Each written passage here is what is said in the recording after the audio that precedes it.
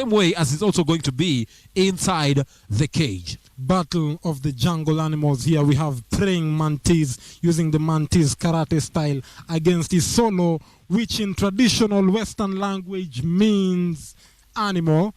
So these two animals will be facing it out in the cage, elephant cage here on a hot Meru afternoon.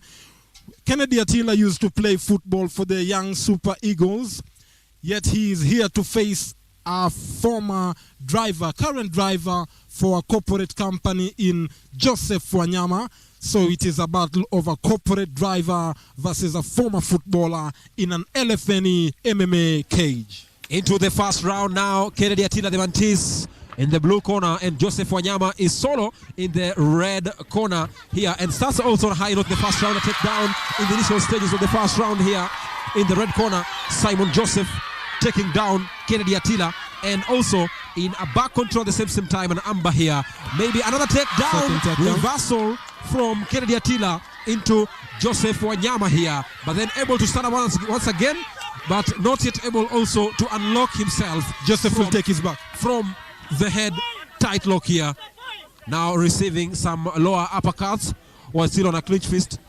Both men on their feet, looking out also for another takedown here from Joseph Isolo Wanyama. Joseph is Kennedy Atila the Mantis. Joseph is looking to take Atila's back, but Atila has refused that. They are now looking at each other now, face to face. It is now a boxing match. Atila throwing his hands, looks very patient, but not as confident as the violent and the heavy-hitting Simon Joseph. Another takedown from Joseph Wanyama Simon in the red corner to Kennedy Atila, and now looks out for some ground and pounding, but then Kennedy Atila in the red corner looks out for a triangular choke here. Might he be successful? Yes, he is going to be successful there, securing a triangular choke on Joseph Simon, but Joseph Simon able to be on his feet and looking out now for another hefty punch on the ground, still wanting to punch and ground on Kennedy Atila. Sagini, there's very little that Simon Joseph can do from this position because he is in the half guard and his head is in Mr. Kennedy Atila's hands. The best thing that Atila can do here is use the hip escape, use some explosive energy to turn into his right side so that he can get the opening on the left side of Simon Joseph, get this fight back on the feet where he seems to have an advantage. Looking out for a reversal here now, but then Joseph Wanyama still getting out, looking to lift his opponent Kennedy Atila up, then get another serious hefty takedown, but Kennedy Atila stands still. Oh, down once again. Actually, that was Mr. Kennedy Atila taking the guard. He pulled guard, bringing Atila to the ground. That is a submit. He's got tight headlock. He's got the headlock. But then Joseph Wanyama still has the energy. He's got the crucifix headlock. Still has the energy to punch and knock down Kennedy Atila, who is also looking for a triangular choke here. Might he be fading out Joseph Wanyama? Right on cue. Not yet. Might he be fading out? The referee says wait. The round seems to have ended with the two fighters the first round is in over. Reverse position. And actually it ended in a very high note here because Kennedy Atila the Mantis looking for some 2-3 light tight headlocks, choking Joseph Wanyama, but then not yet able to choke him. You know, look at how Joseph Wanyama uses his energy. When Joseph Wanyama was unable to take Atila down, Atila decided to pull guard and bring Joseph to the ground with him, which is a beautiful BJJ technique, although he was not able to execute it and get a submission. Beautiful triangle attempt there by Atila. Shows that they are working on their BJJ with their coaches, Mr. Mugambi and Mr. Ocho. Joseph Wanyama is a very good student of Gujuru Karate and Tongil Modo, and also Shotokan Karate alongside Kempo Karate, and also looks also to close the distance between his opponent and him, and that's what he's been doing at the moment in the first round. You can just see how he's breathing on fire, knowing that that choke must have been serious because shaking his neck is a very good sign that the chokes from Kennedy Atila, the Mantis, must have been very serious and must have been also very good ones to choke him out and make him submit in the first round. Yes, but the son of Kayole might be stretching his neck, preparing for better head movement in the next round, seeing that he was caught with one or two beautiful right hands to the jaw. Here we have the second round. Into the second round, and it also starts as just the first round ended. Joseph Wanyama looks to close the distance as Kennedy Atila looks to get some right jabs there. Almost knocked him down there. Almost knocked down with a good left hook there. Joseph Wanyama on the receiving end. Kennedy Atila on the attacking end. Now on a clinch fist while they are standing. Joseph Wanyama looks to be fading out here. Might be fading out with a knockdown here. Joseph Atila looking also for a heavy knockdown, but Joseph Wanyama still able to close the distance. Joseph clinch fist on Kennedy Atila. Joseph is looking for a double leg takedown, but he will not be able to secure it until he joins his hands. Unless his fingers are together, he will not be able to take a double leg takedown. Wow!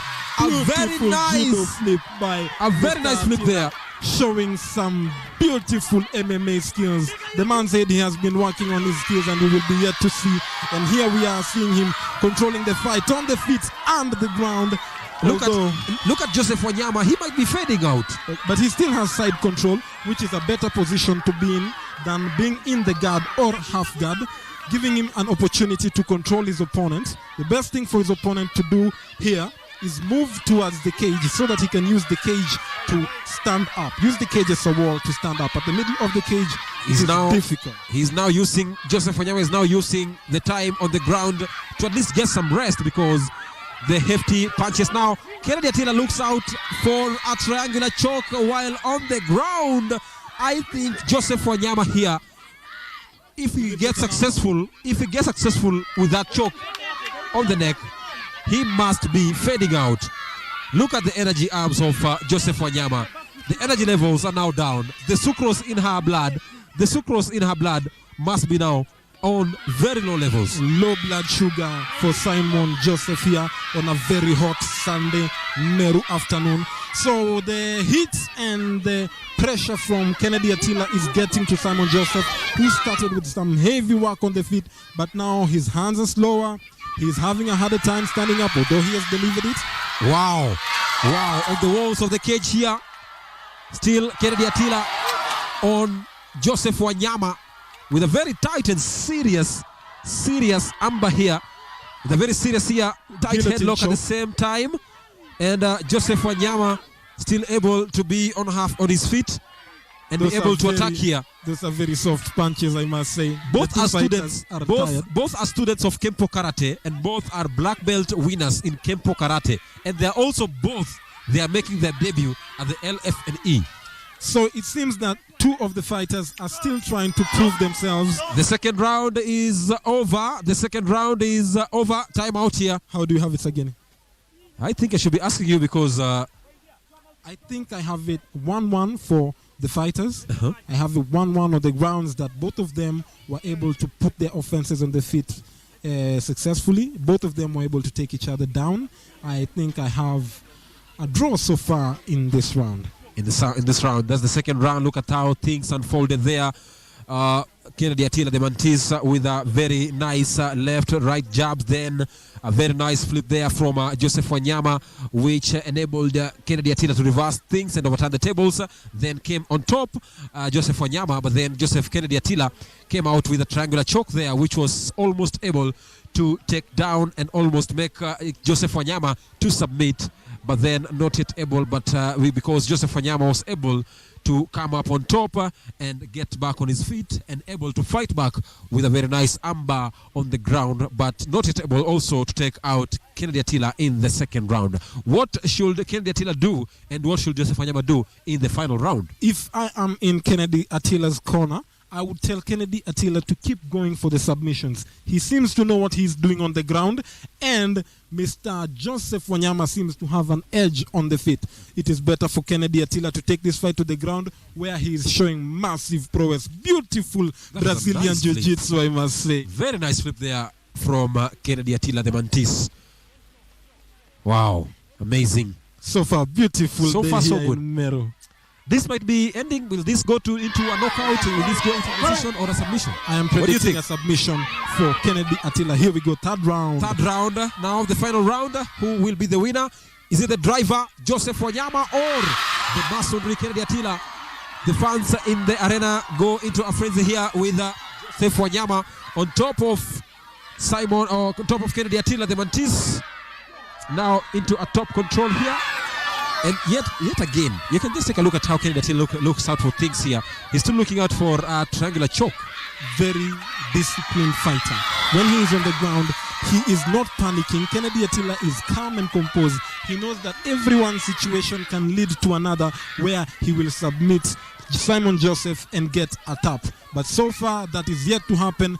Kennedy Atila on the receiving end of a heavy offense from Simon Joseph. Look at the right leg. Look at the right leg of Kennedy Atila, the Mantis. Yes. Still looking for a triangular choke. I think if he gets this triangular choke, the fight will be over. It is over. The first triangular choke at LFNE4, if he gets it, will be a very great achievement for him. Something to write about. And look at how he looks at his opponent. Kennedy Atila looks at Joseph Wanyama with some fierce eyes. And I like the energy from Joseph Wanyama here, looking out to heavy punch and throw Kennedy Atila on the ground with his energy, emphatic, still on top of Simon Joseph here, but not yet able to make him tap out by a triangular choke here. Once again, Kennedy Atila, the Mantis, with a triangular choke on Joseph Wanyama. This might be very serious on Joseph Wanyama. Again, I don't think it is wise for Atila to keep throwing up one triangle choke while he has options. He can use other options. Like look at that once again. Yes, he got the amber. He got the amber. That's a very nice he got the amber. He will say.